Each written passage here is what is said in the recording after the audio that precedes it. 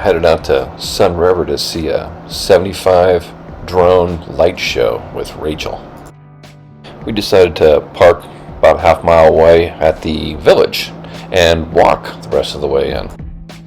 What a great light show.